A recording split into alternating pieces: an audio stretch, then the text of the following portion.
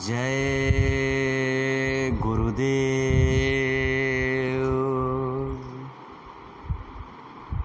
परम पूज्य परम संत बाबा जय गुरुदेव जी महाराज के चरणों में कोटान कोटि बार नमन प्रणाम करते हुए यह विनय विनती करते हैं कि हम सभी की जीवात्माओं को इस काल माया के देश से छुड़ा करके आपने निज धाम सतलोक सचखंड ले चलें।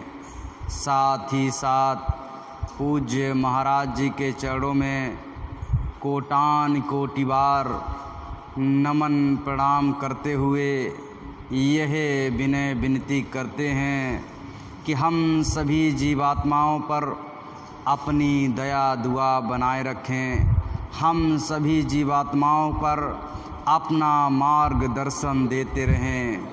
जय गुरुदेव।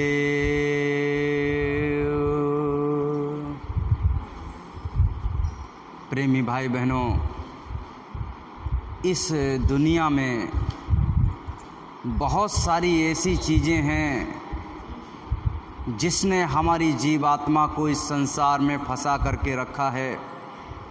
हमारी जीवात्मा को यहाँ से निकालने के लिए संत और महात्मा हमको रास्ता बताते, संत और महात्मा हमको बताते कि किस प्रकार इस संसार से निकला जा सकता है। ऐसी कौन सी बेड़ियाँ हैं, ऐसी कौन सी जंजीर है जिसने इस संसार में हमको और आपको बांध करके रखा है। इस संसार से अगर निकलना है तो हमको और आपको चाहिए कि उस परम पिता परमात्मा को प्राप्त करना है तो संत महात्माओं की शरण में आना चाहिए। संत महात्माओं की शरण में आओगे तो वो हमको सही मार्गदर्शन देंगे, सही रास्ता बताएंगे कि बच्चा इस रास्ते पे चलो, इस रास्ते पे चलोगे तो आपको ठोकर नहीं लगेगी, इस रास्ते पे चलोगे तो आगे खंदक में नहीं गिरोगे। अगर आपको अपने आप को बचाना है, अपने समय को बचाना है, अपनी जीवात्मा को बचाना है तो संत महात्माओं के मार्गदर्शन में, संत महात्माओं की आज्ञा में, संत महात्माओं की दया दुआ में, उनके बताए अनुसार हमको चलना चाहिए। एक बार की बात है, गुरु महाराज ने सत्संग के दौरान बताया कि दुनिया में अगर सबसे बुरी चीज़ कोई है तो वो है शंका। क्या है? शंका। शंका ने परिवार बिगाड़ दिए, देश बिगाड़ दिया, शंका ने आपस में रिश्ते बिगाड़ दिए। शंका वो चीज़ है जो आपको एकदम ख़त्म कर देती है, अंदर से खोखला कर देती है, क्योंकि आपके अंदर विश्वास रूपी जो एक ग्लो था, जो एक दूसरे को आपसे जोड़े हुए था, वो शंका ने कर दिया ख़त्म। जब शंका आपके अंदर में दरार को डाल दिया, शंका ने एक रस्सी को काट दिया बीच से, अब जो है वो रस्सी अगर जुड़ेगी भी तो उसमें गांठ पड़ जाएगी और वो गांठ दुनिया को दिखाई देगी। कभी भी वो वैसी रस्सी नहीं हो सकती जैसे वो पहले थी। क्यों? क्योंकि शंका ने उसके बीच में दरार डाल दी। शंका बहुत बड़ी चीज़ है। गुरु महाराज ने कहा हमको अपने अंदर से इसको निकाल देना है। हम और आप क्या करते हैं? अपने गुरु पे कभी कभी शंका करने लगते। क्या वास्तविक रूप में ये सही गुरु हैं? क्या वास्तविक रूप में हम सतलोक पहुंच सकते हैं? क्या वास्तविक रूप में तीसरी आंख होती है? क्या वास्तविक रूप में वो सतलोक है? क्या वास्तविक रूप में इस संसार से हम जो है निकल सकते हैं? क्या वास्तविक रूप में ये भगवान जो है काल भगवान हैं, इससे ऊपर भी दुनिया है? अपने गुरु के वचनों पर, अपने गुरु के बताए हुए रास्ते पर हम शंका करना प्रारंभ कर देते हैं। इसीलिए तो तरक्की नहीं हो पाती। बात बात पे अपने प्रेमी भाई बहनों पे शंका करने लगते हैं, अपने गुरु भाई बहनों पे शंका करने लगते हैं कि फलाना व्यक्ति पता नहीं क्या करता होगा। हमने अपने जेब से दिया 10 रुपया, अब पूरे जो है संगत में करोड़ों रुपए का हिसाब लेने के लिए हम घूमने लगते हैं। देखो तुमने सही रजिस्टर में वो 10 रुपये चढ़ाया कि नहीं चढ़ाया, करोड़ों रुपए इकट्ठा हो रहा है, उसका हिसाब दीजिए।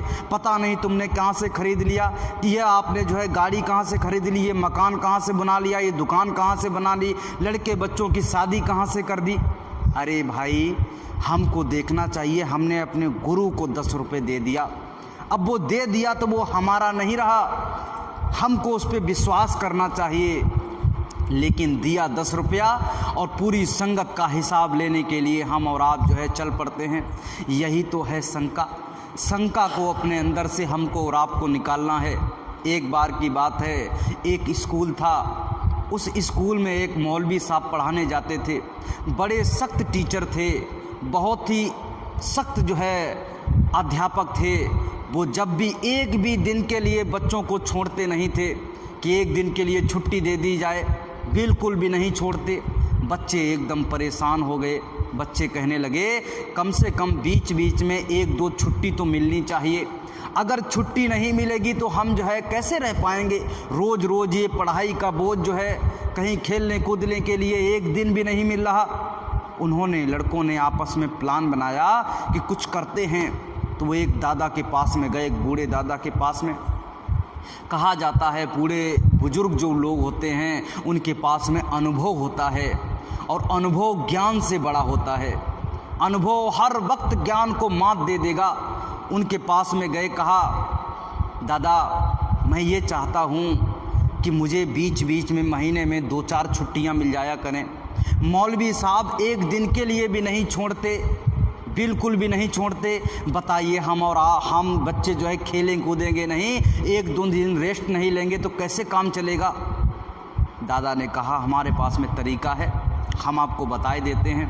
कहा कि बताइए।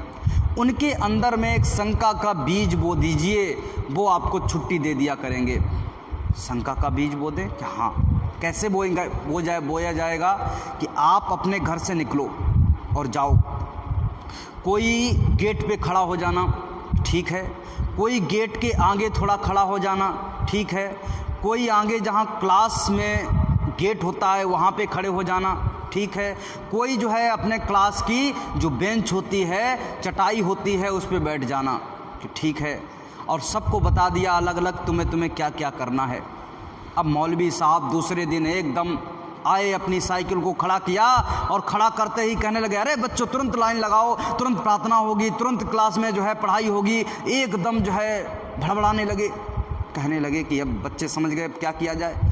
जो गेट पे खड़ा हुआ था, जैसे ही साइकिल खड़ी की, मौलवी साहब से कहने लगे अरे मौलवी साहब आज आपका चेहरा कुछ उतरा हुआ लग रहा है, मुझे लग रहा है कोई तबीयत ख़राब हो गई है क्या। उन्होंने कहा ना मेरी बिल्कुल तबीयत कोई ख़राब नहीं है, मैं बिल्कुल सही हूँ। एकदम टाइट होकर के अंदर में चले गए। जैसे ही आगे गए तो रोड के एक बच्चा खड़ा हुआ था। बच्चे ने कहा अरे मौलवी साहब, हाँ बताओ आपकी आज तबीयत ख़राब है क्या। अरे आज आप एकदम ढीले ढीले लग रहे हो, ऐसा लग रहा चाल आपकी वैसी नहीं लग रही, एकदम पहले आप जिस तरीके से चलते थे। अरे नहीं ना मेरी कोई तबीयत ख़राब नहीं, और आगे की ओर बढ़ गए। जैसे ही गेट पे अपने क्लास में इंटर होने वाले थे, वहाँ पर एक लड़का खड़ा हुआ था। उसने कहा मौलवी साहब मुझे लग रहा है आपका चेहरा पीला पड़ गया है, आज कोई तबीयत गड़बड़ हो गई है क्या। कहने लगे, अब वहाँ कुछ बोले नहीं, उनको लगा शायद कहीं हो गई है क्या। अंदर गए, अपनी कुर्सी पे बैठ गए।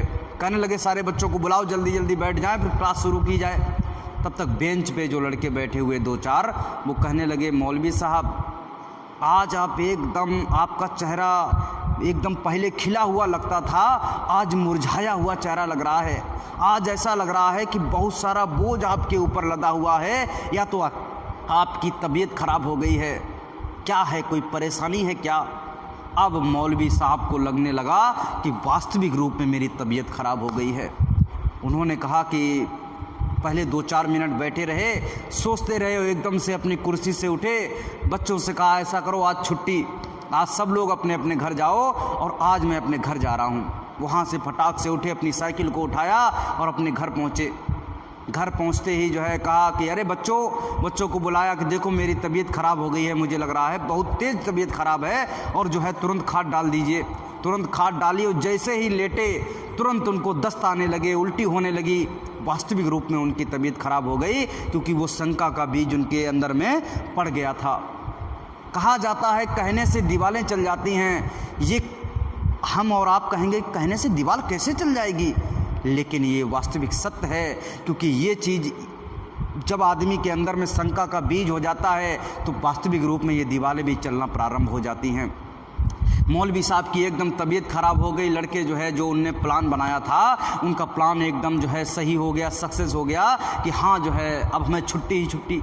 अब हर जो है सप्ताह में एक छुट्टी जो है मौलवी साहब देने लगे। उन्होंने एक बोर्ड पे लिख दिया कि ऐसा है हमारी तबीयत, मुझे लग रहा है रोज़ रोज़ पढ़ाने की वजह से, रोज़ रोज़ प्रेशर लेने की वजह से हमारी तबीयत ख़राब हो गई थी।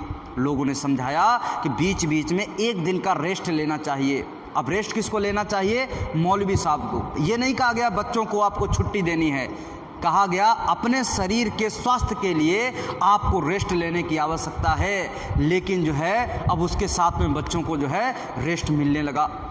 इसी प्रकार से गुरु महाराज ने कहा ये जो शंका का बीज हमारे अंदर में धीरे धीरे घर करने लगता है, ये आपके रिश्ते नाते बिगाड़ देता है। विश्वास रूपी जो आपके अंदर में ग्लू है, जो एक दूसरे को जोड़े रहता है, उसे ख़त्म कर देता है। इसीलिए शंका अपने अंदर में बिल्कुल भी पनपने नहीं देनी है। शंका जिस भी व्यक्ति के अंदर में हो जाएगी वो व्यक्ति अंदर से एकदम खोखला हो जाएगा। चाहे आप परमार्थ प्राप्त करना चाहते हो, चाहे आप ये दुनिया प्राप्त करना चाहते हो, दोनों में शंका आपके लिए बहुत ही विनाशक है, घातक है। इसीलिए शंका को अपने अंदर से निकाल दीजिए। गुरु महाराज की ये बहुत ही अहम हिदायत है हम सभी सत्संगी प्रेमी भाई बहनों के लिए। एक बार की बात है, गुरु महाराज ने कहा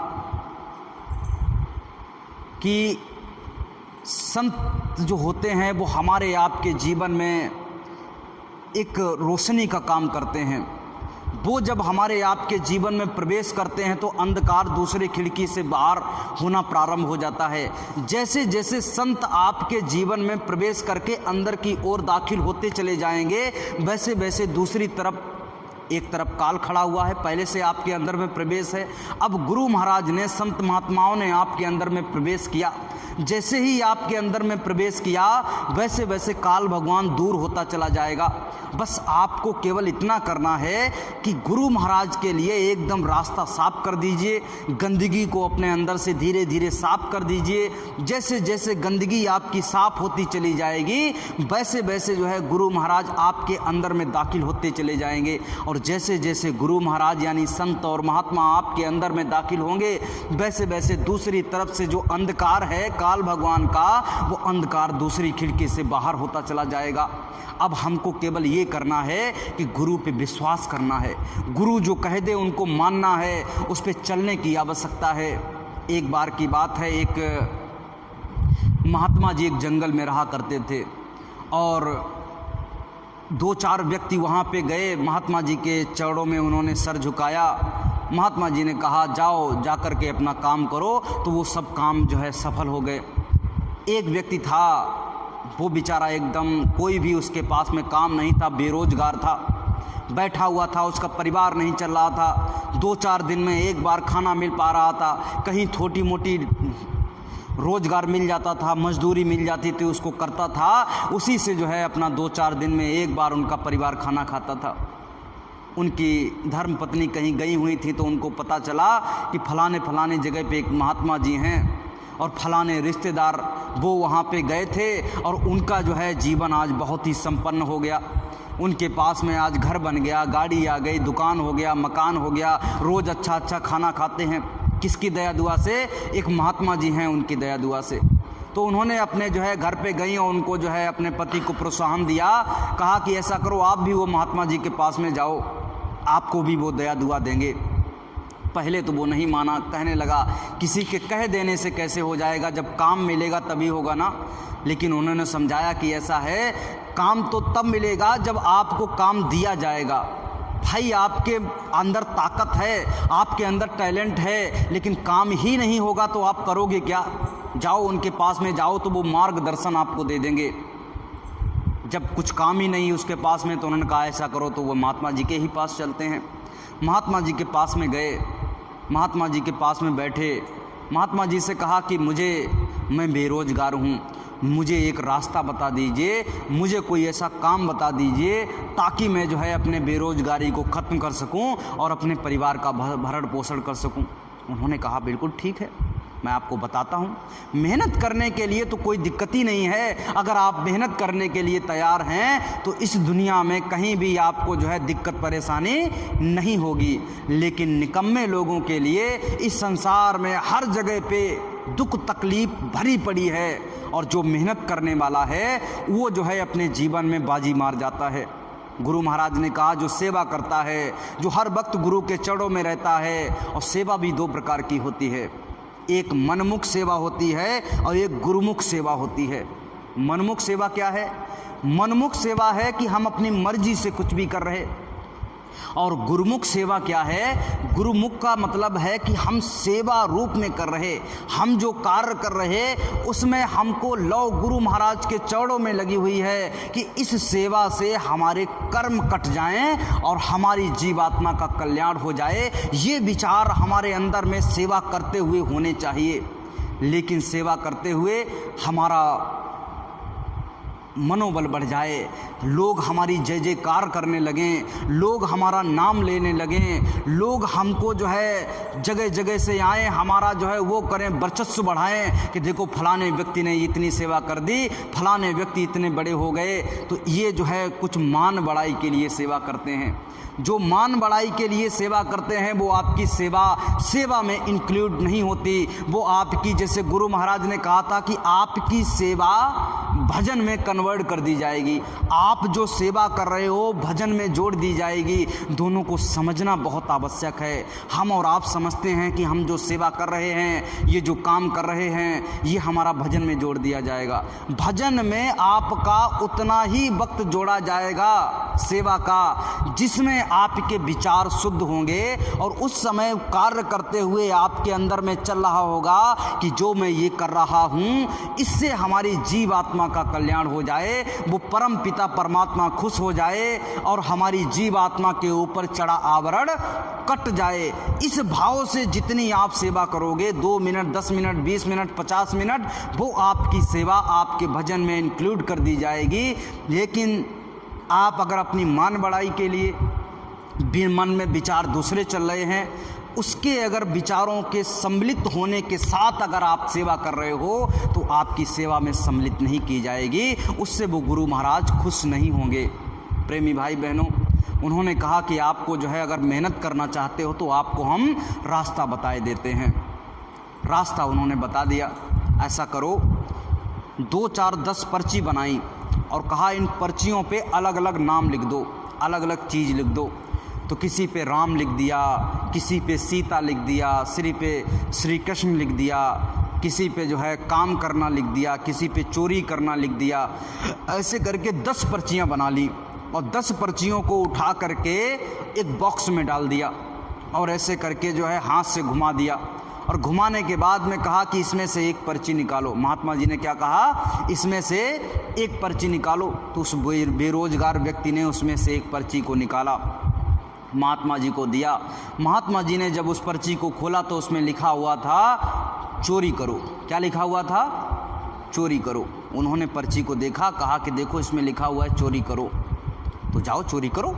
अब प्रकृति की आपके ऊपर इच्छा यही है कि चोरी करो। तो उसने कहा ठीक है। तो उसने पूछा कि महात्मा जी मुझे चोरी करना आता ही नहीं है, हमने कभी चोरी की ही नहीं। क्योंकि हर चीज़ को करने के लिए आपको वो चीज़ आनी चाहिए, वो चीज़ सीखनी पड़ती है। तो कहा चोरी करना तो मुझे कभी हमने की नहीं, तो बताओ चोरी करें कैसे? ऐसा करो, फलानी जगह पे चला जाओ, वहाँ पे एक बदमाशों का एक झुंड रहता है और उस झुंड में एक सरदार है, उसके पास जाना और अपनी समस्या बताना कि हमारे पास खाने के लिए नहीं है, मैं कुछ भी करने के लिए तैयार हूँ। वो अपने गैंग में तुम्हें शामिल कर लेगा और फिर इसके साथ साथ में चोरी करना वो बता देगा कैसे कैसे चोरी की जाती है। कहा ठीक है बिल्कुल।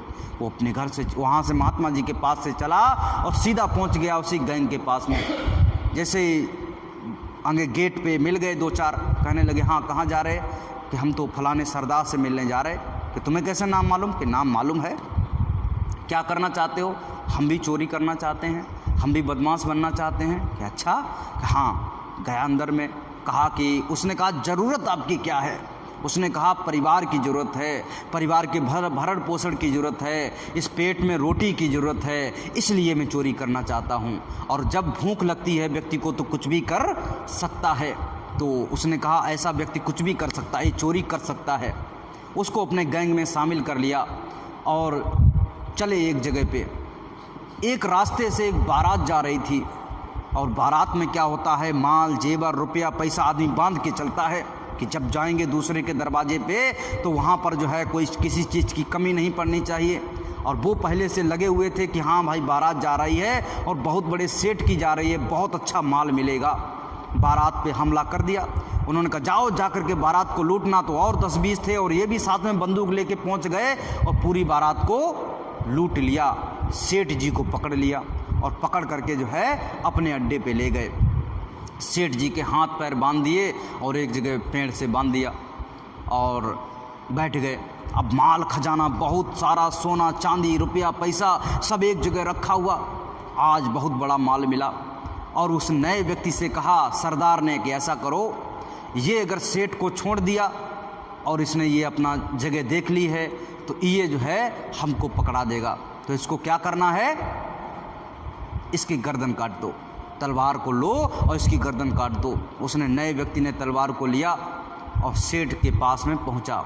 सोचने लगा कि इसने, ये जो सरदार है, इसने पता नहीं कितने की गर्दन कटवाई होगी, पता नहीं कितना दुष्ट है और आगे चल करके कितनों की गर्दन कटवाएगा। उसने क्या किया, पीछे मुड़ा एकदम से और उस सरदार की ही गर्दन काट दी। जैसे ही सरदार की गर्दन काटी, जैसे ही हाहाकार मच गया। सारे के सारे जो लोग थे वो भाग खड़े हुए कि ये तो बहुत तेज है, इसने सरदार की गर्दन काट दी। उन्होंने रोका कि ऐसा हो, इधर आओ।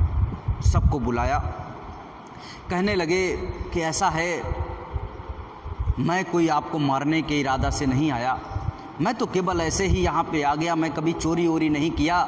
लेकिन ये सरदार जो था पता नहीं कितनों की गर्दन कटवाता। तो अब आपको हम जो है कहते हैं मुझे चोरी का पैसा नहीं चाहिए, ये जितना पैसा है तुम लोग आपस में बांट लो, अपने अपने घर पे जा कर के कोई धंधा स्टार्ट कर देना। अब सारे लोगों ने अपने अपने जो है धन बांट लिया, जेवर बांट लिया, सोना चांदी बांट करके अपने घर चले गए। अब अपने घर जब चले गए तो वो जो है अकेला रह गया। सेठ जी को खोला। जैसे ही सेठ जी को खोला तो सेठ जी ने कहा कि अरे इतना बढ़िया व्यक्ति, इतना ईमानदार व्यक्ति दुनिया में मुझे कहीं मिल नहीं सकता। उन्होंने कहा ऐसा करो, तुम हमारे आज से मैनेजर बन जाओगे और आज से हमारा सारा लेन देन करोगे, सारी सुख सुविधाएं आपको दी जाएंगी। जैसे ही ये हुआ तो उसको देखो नौकरी मिल गई। कितनी, इतने बड़े सेठ के यहाँ पे एक जो है मैनेजर की नौकरी मिल गई। उसका परिवार एकदम सही सलामत सही जगह पे रहने लगा।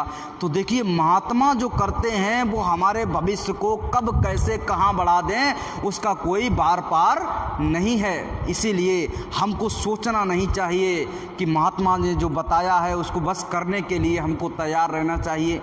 लेकिन हम उसमें क्या करने लगते हैं, सोचने लगते हैं कि ये कार्य करना है कि नहीं करना है, हमें गुरु महाराज की हेल्प कैसे करनी है। बहुत सारे व्यक्तियों के अंदर में आज जो है ये मनोवृत्ति जो है पैदा हो गई है कि हम गुरु महाराज की हेल्प करेंगे। बहुत सारे अलग अलग ग्रुप बन गए हैं, आपने देखा होगा, बहुत सारे जय गुरुदेव बन गए हैं, अलग अलग जगह पे स्थापित हो गए हैं। अब उनका क्या है, वो ये कह रहे हैं हम गुरु महाराज की हेल्प कर रहे हैं, हम गुरु महाराज को आगे बढ़ाने के लिए मदद कर रहे हैं। वो अनामी महाप्रभु, सारे कायनात को देखने वाले काल भगवान, ब्रह्मा विष्णु महेश, ये सब उनके आगे नतमस्तक रहते हैं हाथ जोड़ करके। ऐसे महापुरुष के हम और आप क्या उनकी मदद कर सकेंगे। हमको और आपको तो उनके बताए हुए वचनों पे चलना चाहिए। गुरु महाराज ने कहा कभी भी कोई हड़ताल मत करना, कभी भी कोई तोड़ फोड़ मत करना, कभी भी किसी न्यूज़ चैनल इनसे आप ताल्लुकात मत रखना, कभी भी नेता खूटा और ये जो है अपने जो पार्टियां होती हैं इनसे ताल्लुकात मत रखना, इनसे हमेशा दूर रहना और इस संसार में उतना कर्म करना जितना आपके लिए ज़रूरी है और बाद बाकी अपना समय कहाँ देना, अपनी जीवात्मा के कल्याण के लिए देना। ये गुरु महाराज की हिदायत। लेकिन हमने और आपने क्या कर दिया, अब आपस में ही काल भगवान ने ऐसा चक्कर चलाया कि आपस में ही बहस करने में, भाई पहले जय गुरुदेव वाले बहस तो नहीं करते थे, अब आपस में जैसे ही मिले सत्संग की बातें हुई और भजन पे बैठ गए। अब क्या कर दिया, उसने कहा ऐसे तो काम नहीं चलेगा, तो कई ग्रुप बना दिए। अब क्या हुआ, अब वो मिल गए आप मिल गए, हो तो जय गुरुदेव वाले आप भी वो भी, लेकिन आपस में अब जो है वो कह रहा मेरे वाले सही, वो कह रहा मेरे वाले सही, वो कह रहा मथुरा वाले सही, वो कह रहा उज्जैन वाले सही, वो कह रहा जो है वहाँ गबड़ा वाले सही, वो कह रहा वहाँ पे जो है एक मुंबई में है सदगुरु करके, वो कह रहा मेरे वाले सही। अब आपस में ही हैं जय गुरुदेव वाले ही, उनको भी नामदान दिया है, उनके पास भी नामदान है, उनके पास भी नामदान है, इनके पास भी नामदान है और ऊपर घर अपने सत्यलोक सचखंड पहुँच सकते हैं। लेकिन माया ने इनको जो है उलझा दिया है। इसीलिए तो माया एक ठगनी है और उसका काम है आपकी जीवात्मा को जो श्वासें मिली हुई हैं इन श्वासों को व्यर्थ करना, कैसे भी वो करवाए, चाहे आपस में लड़वा के करवाए, चाहे आपको कोई जो है जैसे काम क्रोध लोभ मोह अहंकार ये अलग अलग तरीकों में फंसा करके करवाए, लेकिन आपकी श्वासों को व्यर्थ करवाने के लिए वो हर एक कोशिश करेगी। लेकिन ऐसे महापुरुष जब मिल गए, हमको और आपको रास्ता दे दिया, हमको और आपको बता दिया कि ये माया ठग रही है आपकी अनमोल श्वासों को, और जब ये बता दिया हम लोग उस पर चलने लगे, तो काल भगवान तो एक नया तरीका निकालता है और उसने नया तरीका निकाला कि आपस में ही हमको उलझा दिया।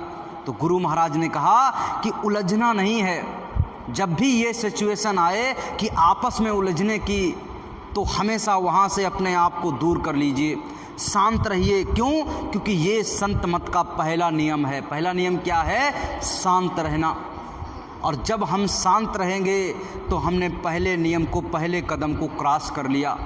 जैसे ही हमारा पहला नियम, पहले कदम को हमने क्रॉस किया, शांत रहे, जब कोई भी समस्या आ जाए और आप अगर शांत हैं तो आप पे वो हावी नहीं हो सकती, काल भगवान आपका कोई भी नुकसान नहीं कर सकता। एक बार की बात है,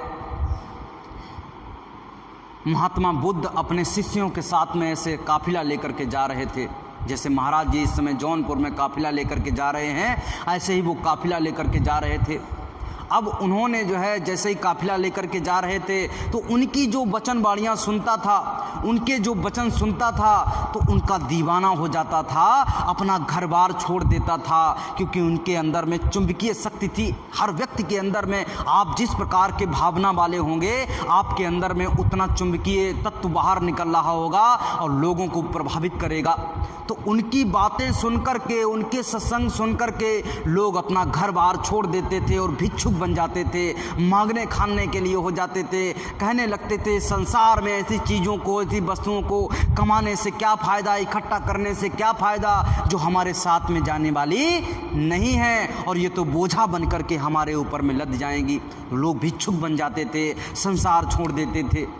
तो उनके घर वाले, उनके बच्चे, पत्नी और भी लोग जब भिक्षुक बनकर के वो उनके साथ में चल रहे, तो वो जो है गांव-गांव में जब जिस गांव से गुजरते थे लोग उन्हें गाली देते थे, नाम ले ले के गाली देते थे, बुद्ध को ऐसा ऐसा ऐसा ऐसा ऐसे करके। जब महात्मा बुद्ध को लोग गाली दे रहे थे तो उनके साथ में जो भिक्षुक चल रहे थे, उनके शिष्य चल रहे थे, उनको बड़ा बुरा लगा। उन्होंने कहा कि हमारे गुरु को कोई गाली कैसे दे सकता है। अब इतना बुरा लगा तो उन्होंने कहा क्या किया जाए, आग जैसे शरीर है और इसमें आग जलने लगी, एकदम अंग अंग ऐसा लग रहा जैसे जला जा रहा है। इतनी गुस्सा अंदर में भरी पड़ी गुरु के प्रति। कोई अगर अपशब्द बोल रहा है और वो सुन रहे, लेकिन गुरु की आज्ञा नहीं हुई, इसलिए कोई बोला नहीं। आगे जाकर के उनका डेरा पड़ गया। डेरा पड़ा तो सब लोग खान पान किए और जो भी उनका भोजन बना सब लोगों ने खाया। खा करके शिष्य एक उनके पास में गया, गुरु महाराज की सेवा करने लगा, पैर दबाने लगा। कहा कि गुरुजी आज बड़ा मुझे अंदर में एकदम भजन पूजा पे बैठने का मन नहीं कर रहा, मन एकदम भाग रहा है, एकदम शांत नहीं है, हमारे शरीर में आग जल रही है, आग। महात्मा बुद्ध ने कहा ऐसा क्यों, ऐसी कौन सी बात हो गई कि तुम्हारे शरीर में आग जलने लगी। कहा कि ऐसा है, जब हम लोग रास्ते से आ रहे थे तो लोग आपको गाली दे रहे थे। महात्मा बुद्ध ने कहा हमको गाली दे रहे थे? हाँ हाँ आपको गाली दे रहे थे, हमारा नाम लेके गाली दे रहे थे। हाँ हाँ कुछ लोग तो ऐसे ही गाली दे रहे थे और कुछ लोग आपका नाम लेकर भी गाली दे रहे थे।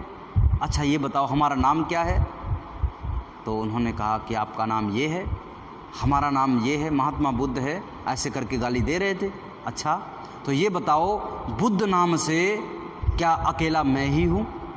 क्योंकि वो लोग महात्मा नहीं कह रहे थे, हम केवल सम्मान में उनके बोल रहे हैं। वो लोग तो केवल अगर जो गाली देगा वो महात्मा थोड़ी आगे लगाएगा, आगे जिसको अगर किसी को गाली देनी होगी वो श्री थोड़ी लगा के श्री फलाने चंद को ऐसी गाली ऐसे करके थोड़ी कहेगा, वो तो सीधे नाम लेगा।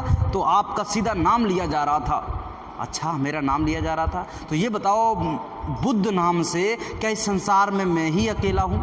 कि नहीं, बुद्ध नाम से तो बहुत सारे लोग होंगे। तो ये बताओ, तो ये तुम कैसे कह सकते हो कि वो गाली मुझे ही दे रहे थे? कि नहीं हम लोग आगे से निकल रहे थे तभी वो गाली दे रहे थे। तो ये बताओ हम आगे से निकल रहे थे, हो सकता है उसी समय वो दूसरे किसी बुद्ध को गाली दे रहे हों। कोई ये ज़रूरी थोड़ी है कि हम ही से कोई गाली दे रहा था। हमारा एक समय था वहाँ से निकलने का, तो हम निकल आए और वो अपना गाली दे रहे थे, और उन्होंने कुछ दिया ही तो है, कुछ लिया तो है नहीं। शिष्य ने कहा बात तो सही कह रहे, हो सकता है किसी दूसरे को भी गाली दे रहा हो। तो महात्मा बुद्ध ने एक मैसेज दिया हम और आप सभी को कि जब भी कभी कोई समस्या आगे से आकर के आपके गले में पड़ना चाहे तो इसको इग्नोर कर दीजिए, उस पर ध्यान मत दीजिए और उससे बचाव जितना ज़्यादा हो सके उतना बचाव कर लीजिए। कभी मत सोचिए कि सामने जो हो रहा है वो हमारे लिए ही हो रहा है, हो सकता है किसी दूसरे व्यक्ति के लिए हो रहा हो। लेकिन आपने अपने मन में सोचा, जैसे ही मन को मैसेज दिया कि हाँ हमारे लिए हो रहा है, ये मन कई प्रकार के विकार आपके अंदर में उलझना शुरू कर देगा, क्योंकि इसका काम है आपकी सांसों को ख़त्म करना। इतने विकार इतने विकार इतने विकार आपके अंदर में भर देगा कि आपको जीना जो है दुश्वार हो जाएगा, और आप जो है एकदम जो है उसी में उसी शंका में उसी चीज़ों में फंस जाओगे और जो है अपने जीवन को अपने समय को व्यर्थ कर डालोगे। ये बड़ी बड़ी जो लड़ाइयाँ हो जाती हैं, लोग एक दूसरे का मर्डर कर देते हैं, लोग एक दूसरे को देखना नहीं चाहते, एक दूसरे के प्रति जो ईर्ष्या भाव है वो इसी बात से तो है कि हम जो है, कोई कह रहा हम जो है आगे हैं, वो कह रहा हम आगे हैं। बस अपने अपने के चक्कर में, मान बढ़ाई के चक्कर में हम जो है भरे पड़े हैं, और इसीलिए इस संसार में हम और आप आगे नहीं बढ़ पा रहे। संत मत में हम अपने आप को आगे नहीं बढ़ा पा रहे। गुरु महाराज कहते हैं कि जिस दिन से आपको नाम दान दिया, अगर आप 15-20 दिन लगातार पूरे तन मन धन के साथ में गुरु महाराज के चरणों में अर्पित होकर के सुमिरन ध्यान भजन करोगे तो आपको अनुभव होना शुरू हो जाएगा। लेकिन हमने एक दिन किया, दूसरे दिन दूसरे पचड़े में फंस गए, तीसरे दिन किया, चौथे दिन, पाँचवें दिन, 2 दिन फिर किसी पचड़े में फंस गए, छठे दिन किया, 7वें 8वें 9वें 4-5 दिन फिर तो भूल ही गए कैसे किया जाएगा। फिर से किसी ने सत्संग में गए, याद दिलवाया कि पूजा भजन भी करवाया, अच्छा पूजा भजन, उस दिन फिर बैठ गए, फिर जो है दूसरे पचड़े में फंस गए। यानी ये संसार है, और संसार जो है ये काल भगवान अपनी बेड़ियाँ फेंकता है कि पकड़ो इन्हें, और आपने जिस पेड़ी को पकड़ लिया तो खींच लेगा अपनी तरफ। बस इससे बचने की आवश्यकता है। जैसे जैसे हम बचते चले जाएंगे वैसे वैसे जीवन में आगे बढ़ते चले जाएंगे। इसीलिए इस दुनिया जो है, इस दुनिया से अपने आप को बचाए रखो। ये मान सम्मान ये सब चीज़ें आपके जीवन की नहीं हैं, आपकी जीवात्मा के कल्याण की नहीं हैं। बस इनसे बचने की आवश्यकता है। आपको कुछ भी मिल जाए, बस अपने सही रास्ते पे अडिग रहिए कि हमारे गुरु महाराज ने क्या कहा है, बस उस पे अडिग रहिए कि हमारे गुरु महाराज ने क्या हमको आदेश दिया है। वो अगर सही आदेश है और उसका अगर हम पालन करते रहेंगे तो कोई भी हमें अपने घर वापस जाने से रोक नहीं सकता। ये जो दुख तकलीफ़ें आपके जीवन में आ रही हैं ये कभी भी नहीं आएगी। ये समय इस समय बड़ा ख़राब चल रहा है, ये कलयुग का समय है। ख़राब तो चलेगा, आदमी कहता बहुत ख़राब समय, बात तो सही है ख़राब समय है, लेकिन ये कलयुग का समय है। और कलयुग में भी ख़राब समय नहीं होगा तो कब होगा? सतयुग में, त्रेता में, द्वापर में। सतयुग में मान के चलिएगा 99% सही था, 1% लोग गलत थे, क्योंकि गलत तो हर वक्त रहे। त्रेता आया, उसमें मान के लेगा 10% गलत लोग हो गए, 90% सही थे। फिर द्वापर आया, उसमें और ईर्ष्या द्वेष बढ़ गया, उसमें जो है और थोड़ा ख़राब समय आ गया, उसमें जो है 70 और जो है 30 का रेशियो हो गया। और अब कलयुग चल रहा है तो अब उल्टा हो गया। पहले जो सतयुग में था कि अब 1% 2% लोग बचे हुए हैं जो सत्य के रास्ते पे चल रहे हैं, और 98-99% लोग असत्य के रास्ते पे चल रहे हैं। कुछ आपको दिखाई देगा, ऊपर से एकदम मुखौटा अलग होगा और अंदर से अलग मुखौटा होगा। इसीलिए हमको और अपने आप को बचाने की ज़रूरत है। बस ये दुनिया जो दिखाई दे रही है वैसी नहीं है कि बस संत महात्मा ही ऐसे होते हैं जो ऊपर से दिखाई देंगे, अंदर से आपको और भी नूर नज़र आएगा, और भी प्रकाश नज़र आएगा। ऊपर से तो आपको सिंपल दिखाई देंगे, आप तो कहोगे ये मानव हैं, लेकिन अंदर में उनके जो है प्रकाश छिपा हुआ है। लेकिन ऊपर से जो आपको सजे धजे और लोग दिखाई देंगे, ऊपर से चमकते हुए दिखाई देंगे। छोटी छोटी आपको कोई भूत है, भूत ऐसे कर दिया, भूत भाग गया, छोटी मोटी रिद्धियाँ सिद्धियाँ प्राप्त कर रखी हैं, उन्हीं की वजह से छोटे मोटे चमत्कार आपने जो देखे, बस उन्हीं के जो है आप बसीभूत हो गए और आप कहने लगे यही तो बढ़िया आदमी है, यही तो सत्य है और बाकी सब असत्य है। लेकिन संत महात्मा कहते छोटी छोटी अगर चीज़ों में पड़ जाओगे, मान के चलिएगा यहाँ से आप चले और आपको 50 का नोट मिल गया, आपने 50 का नोट उठा करके जेब में डाल लिया तो वहीं पर फंस के रह जाओगे। आपको अगर छोड़ते चले जाओगे, नहीं लेंगे नहीं लेंगे नहीं लेंगे नहीं लेंगे, तो आपको जो है आगे ऐसा खजाना मिल जाएगा जो कभी ख़त्म नहीं होगा। हाँ, से ख़त्म करते रहोगे करते रहोगे करते रहोगे, लेकिन वो खजाना ख़त्म नहीं होगा। इसलिए 100, 50, 100, 200, 500, 1000 ये नोटों के लिए आप उसको छोड़ते जाइए, उसको जो है एकदम ईमानदारी के साथ में, और आगे खजाना आपका इंतज़ार कर रहा है जो कभी ख़त्म होने वाला नहीं है। प्रेमी भाई बहनों, अब समय हो रहा है, अपनी वचनबाड़ी को समाप्त कर रहे हैं। अगर कोई कहने सुनने में अनुचित शब्द निकल गया हो तो उसको माफ़ कर दीजिएगा। लेकिन गुरु महाराज के जो मैसेज हैं, जो डेली आपको मैसेज दिए जा रहे हैं, बस इनको एक एक करके अपने जीवन में उतारने की आवश्यकता है। पहला मैसेज था कि भाई शंका नहीं करनी है, शंका ऐसी चीज़ है जो आपको अंदर से खोखला कर देगी। दूसरा मैसेज है कि गुरु महाराज ने आपको जो है जो रास्ता बताया है उस पर पूरे विश्वास के साथ में चलने की ज़रूरत है। अगर विश्वास टूट जाएगा तो गांठ पड़ जाएगी और फिर जो है आप उतनी मजबूती के साथ में गुरु महाराज के साथ में खड़े नहीं रह सकते, अपने घर वापस नहीं जा सकते। बोलिए जय गुरुदेव।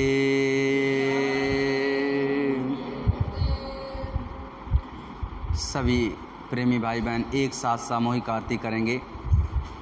विनय करूं मैं दो कर जोरे, सतगुरु द्वारे तुम्हारे, बिन घृत दीप आरती साजूं, दो अखियन मज धारे, भाव सहित नित बैठे झरोखे, जो हत प्रियतम प्यारे, पग धुनि सुनाहु श्रावणे ही ये अपने, मन के काज विसारे, जागी सूरत पियत चरणामृत, पियत पियत हुई न्यारी, घंटा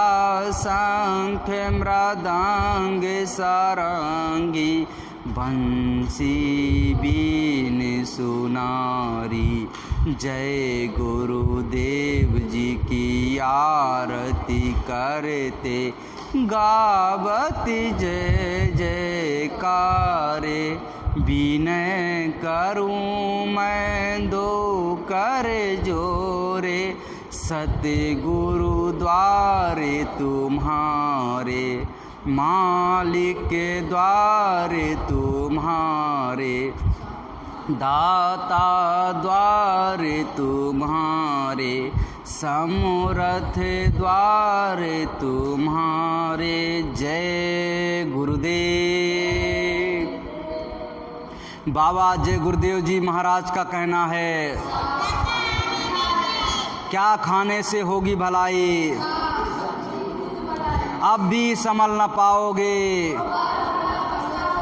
बाबा जय गुरुदेव जी की अर्जी है, पूज्य महाराज जी की प्रार्थना, हाथ जोड़कर विनय हमारी।